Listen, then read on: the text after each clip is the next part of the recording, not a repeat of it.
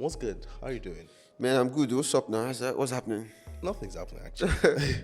All right, so there's been a tussle between Nigerian and South African music fans as regards to ownership of Amapiano. Right? Yes, so So why do you think South Africans are trying to gatekeep Amapiano? I mean, it's just part of the back and forth that we've been seeing regarding Amapiano and the ownership. There's been this who owns Amapiano, who invented Amapiano, even though it shouldn't be a debate. Right. Because it's clear who owns it, it's clear who invented it, right? And even this year, we saw the whole issue of who brought Amapiano to Nigeria on Twitter, if you Yes, remember. yes, I And it remember, was yeah. a big deal. Like, Nami first bring cam. Nami bring cam. So now, why are South Africans trying to gatekeep Amapiano? It's simply because they see the genre they created getting lost in a way, like getting dominated. They're getting outshined by Nigerians. It's just the truth.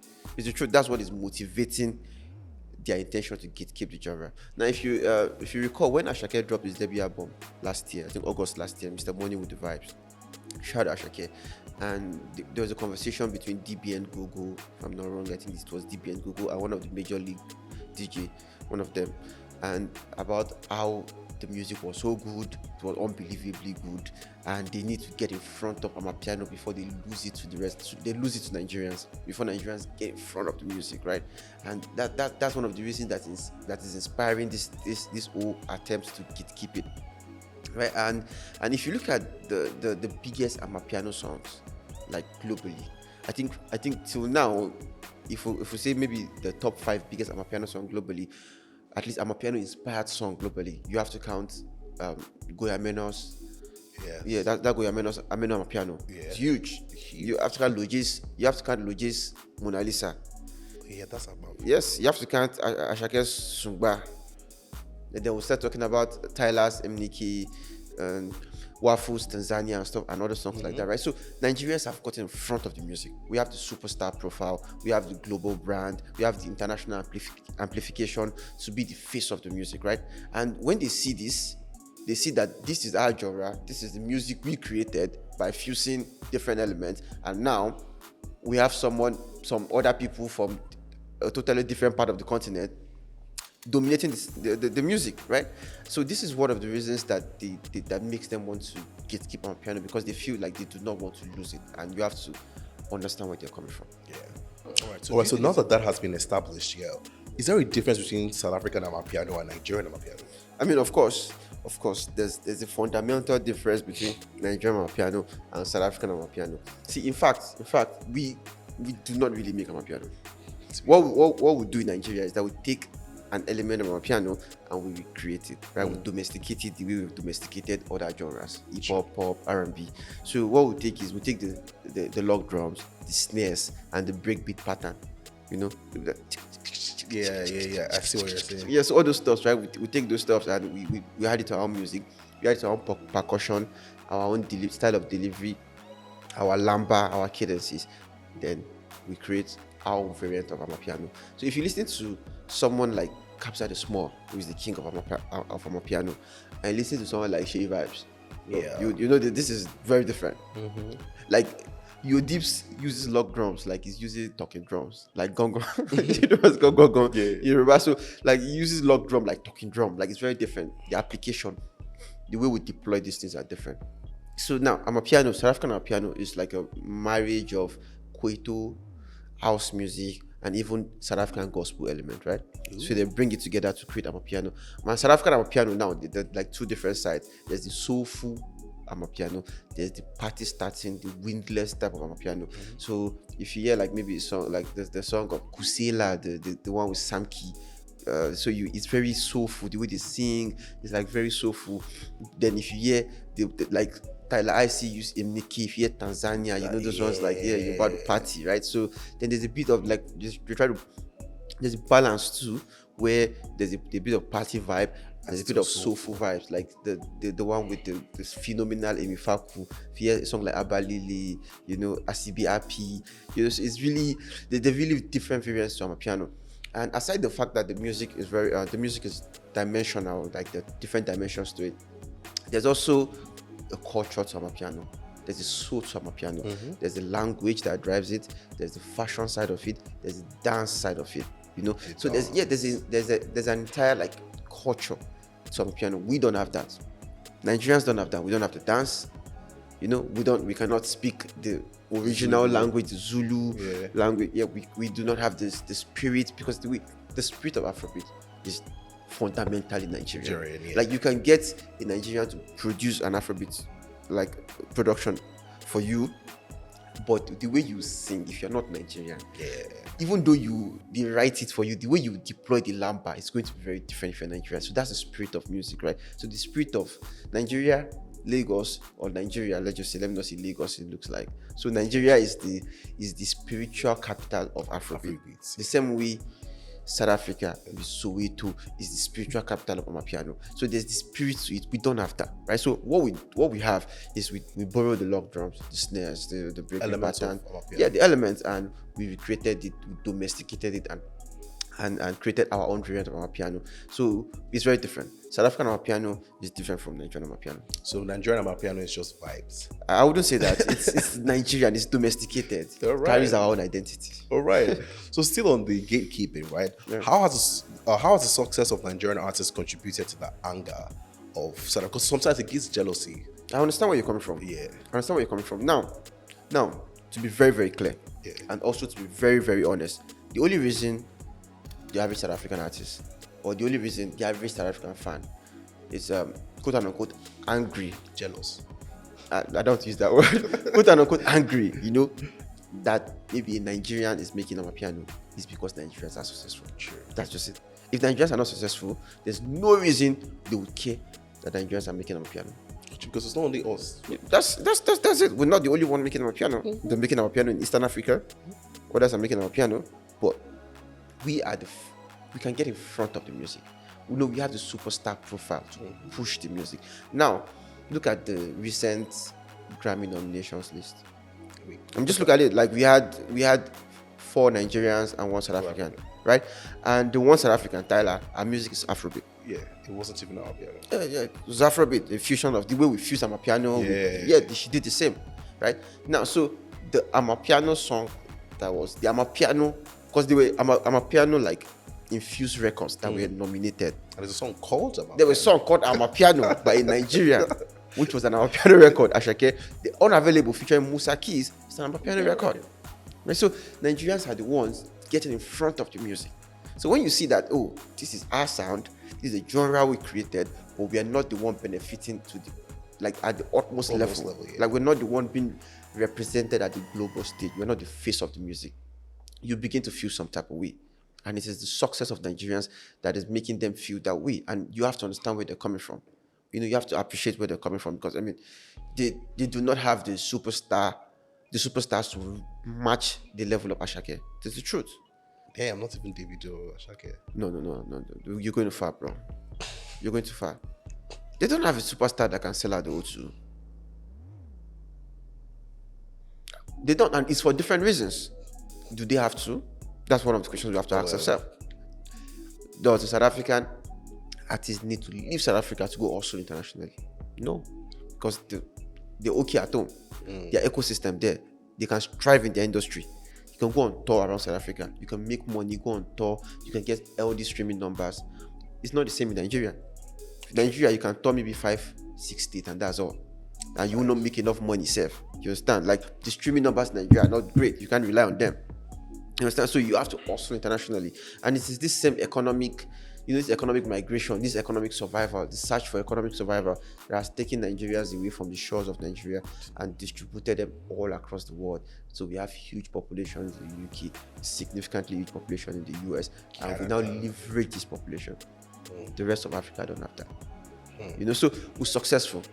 And it's our success that drives the quote unquote the anger of South Africans. And I mean, again, you have to see where they're coming from, because now, why should someone like Deep London and Bully, who sang the Amber song, and be pissed that an artist like Smarter in Nigeria, an artist like that is practically inconsequential in the scheme of things, right? Lifted the melody from the song and like you jig it and start calling Smarter, hey Smarter. So I mean, It's just interpolation. I mean, interpolated it, and I mean, although that's a no clause of the song. Yeah. So you have to get where they're coming from. It's provocative. Yeah. It's provocative. It's theft. It's intellectual theft. Because when there's something called the nucleus of a song, if you take away that part of the song, For the the song most fundamental part. it loses its identity. Right. So you take the nucleus of the song, then you recreated it without permission, without reaching out. I mean, it's disrespectful. Right? We get that. But at the same time, you wonder, so why are you getting worked up over this guy? This guy is not even. Yeah, it's not that nobody deep. cares about this guy in Nigeria. Honestly. But you understand that they have been angry for long. They needed an outlet. It's giving jealousy to me. They needed an outlet. They can't get mad at big guys. So they needed someone they can Reach. Yeah, they can like just pour out their anger on. And Smada was a perfect opportunity for them. And again, their anger is not without justification. Sure. That's the fact. It's not without justification. So fundamentally, it is the success of Nigerians internationally that makes or that warrants or inspires the anger of South Africa. I mean, recently there was the Spotify editorial that made Ashake the face of Amapiano. And South Africans lost it. They were so pissed. I would have lost it too. Like, what is going on? It's not South African. This is a South African genre, and you're making a Nigerian the face of it. Then you get where they're coming from, and it's not without good reason. So yeah, we're successful, and as they say, we're suffering from success. All right. So we know that like Afrobeats, other countries, other parts of Africa recreate Afrobeats. Why are Nigerian artists not angry that other countries are stealing our sound? That's it. That's a good Why are we question. not angry? Yeah, that's a good question to ask, because if you ask yourself, okay, the other parts of Africa making Afrobeat and get the recording success with it, and they practically lifting the sound, why are Nigerian stars not pissed? Then you understand the power dynamics. It's power dynamics, and you understand why are South Africans angry. Now, someone like Diamond, shout Diamond, he takes what he wants. He doesn't care. He does not care. He doesn't care. Just go see. Oh, this is the popping sound. This is popping music. He just goes. He creates it and Bar just for do his thing. bar. You know, doesn't really care like that. So why Ashoke Burna Boy, Spyro, those he has lifted from recently? Why are they not pissed? Because of power dynamics, we're still in the forefront of the music. Sure. We still have the international stage. You know, the whole perception of African mainstream music is still viewed from an Afrobeat lens. Sure. Like from almost an entirely Afrobeat lens, right? So the rest, as a Nigerian artist, as a Nigerian superstar, you're not really worked up. You know, you're unfazed that someone somewhere is recreating your sound. It doesn't bother you. But when you are the smaller market, Sure. and the bigger market is feeding off your sound, and they have the potential, they have the superstars, they have the market, they have the reach to be able to get in front of the music and outshine you, you become bothered. I mean, so if you understand power dynamics, right, you understand why Nigerians were not happy and they vehemently opposed the international article that credited Beyonce with the international success of Afrobeat. I remember. You know, because you understand that, okay, Beyonce is a huge global icon, the American music industry is the biggest, and it's a dog-eat-dog world.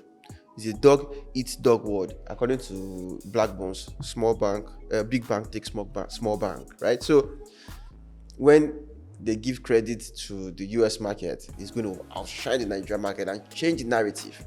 And we have to vehemently oppose that. That's the same way South Africans are vehemently opposing anything that looks like it is Nigerians that created, that are shaping or advancing Amapiano. Even though part of it is true. We didn't create it, We're shaping it. but we're shaping and advancing it.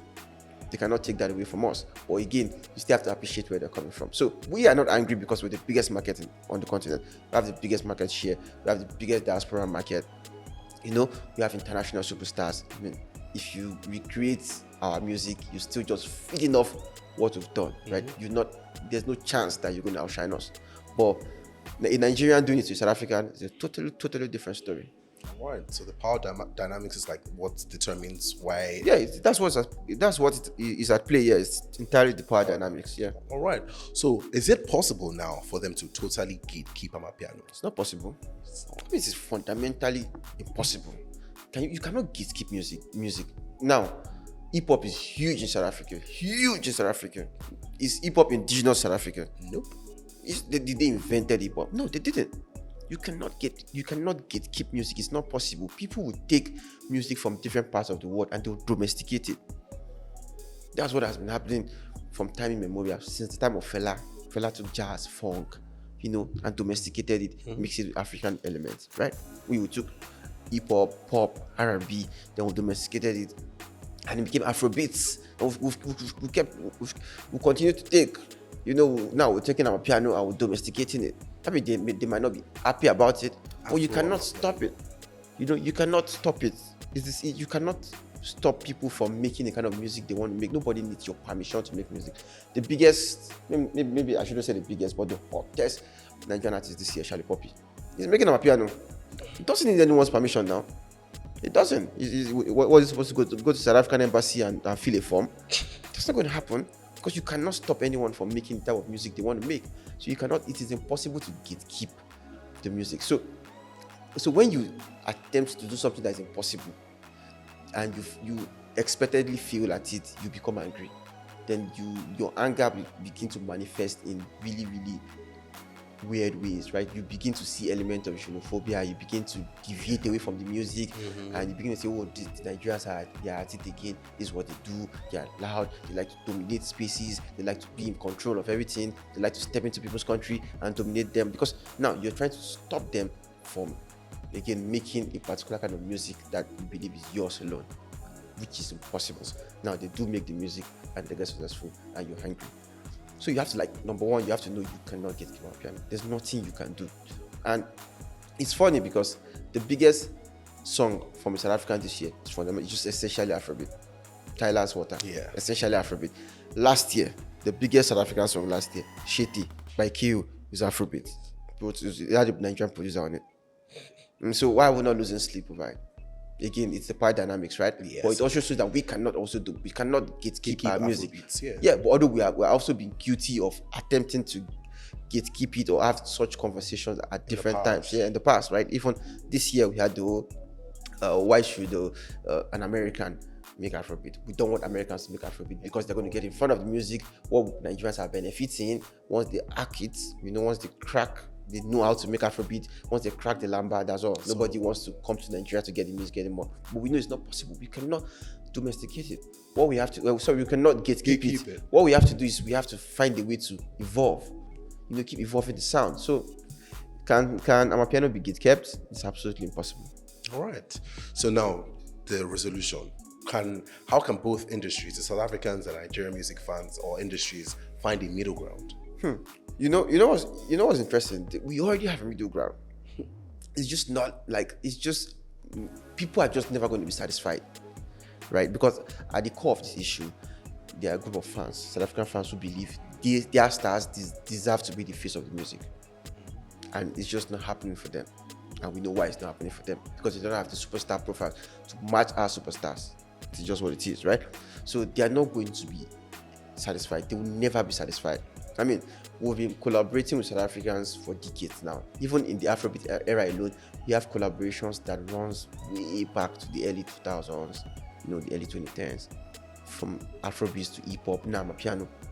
So we kept collaborating. So when it comes to middle ground, I think there's already a middle ground now, right? Nigerians were borrowing from South Africa, right? We're borrowing parts from Amapiano or domesticating it, but we're not just taking and not giving.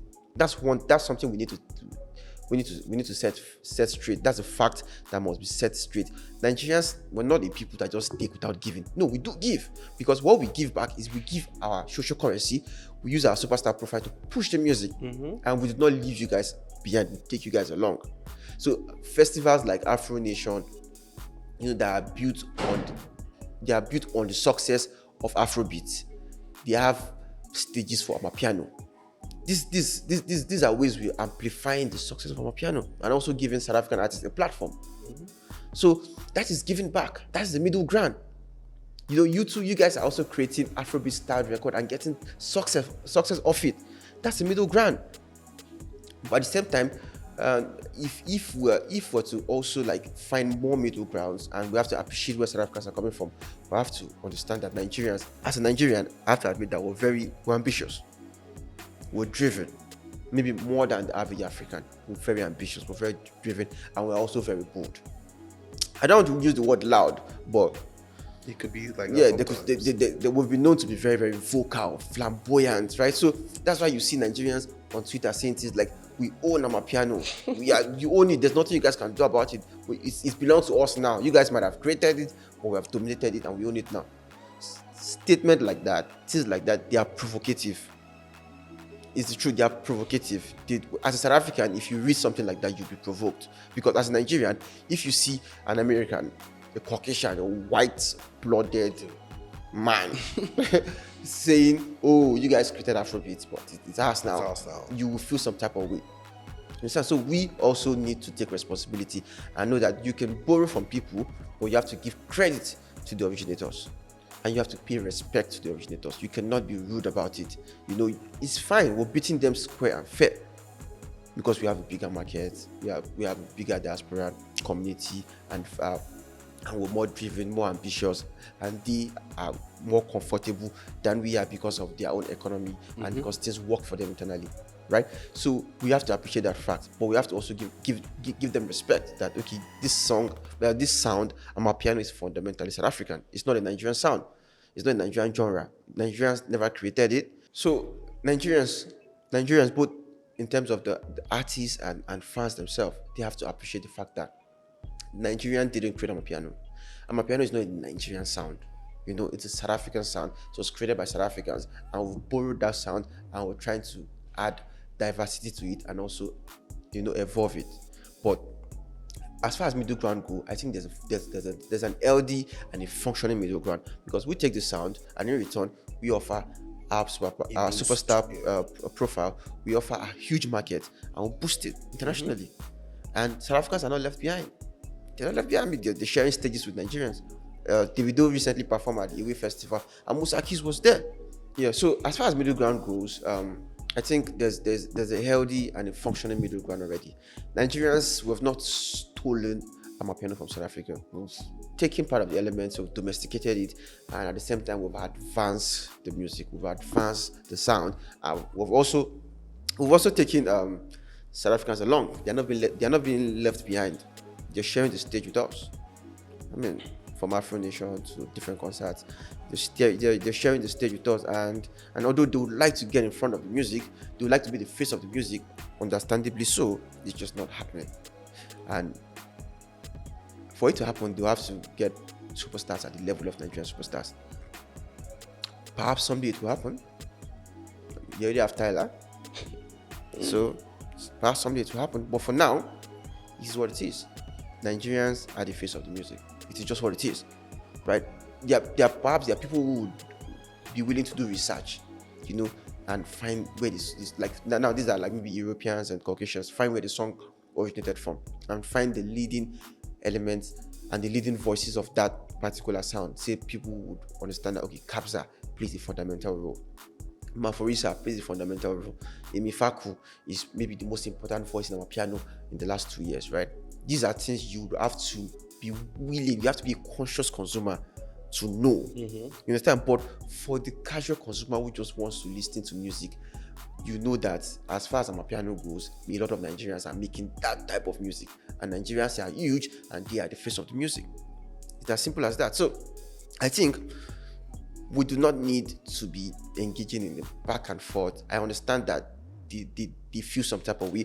I understand that Nigerians are loud, Nigerians are very vocal, and claiming that you own Amapiano, claiming that you created Amapiano, or you now, because you're dominating it, it's now a Nigerian genre, is provocative. Yes, because you do not want that done to you too. You don't want an American to show up and say, we own Afrobeats because we're dominating it, right? So it's not good. It's not a nice thing to see, and it's not even correct, right? It's really, really provocative. So, but at the end of the day, you cannot gatekeep music. So instead of getting angry over a futile effort to gatekeep music, I think what both industry needs to understand is that, or what African artists entirely needs to understand is that there needs to be more collaboration, no more synergy, and the continent as a whole needs to be able to collaborate more and feed off each other, because that's how you grow an ecosystem that can be exported to the rest of the world and no one else is left behind. And that's facts only.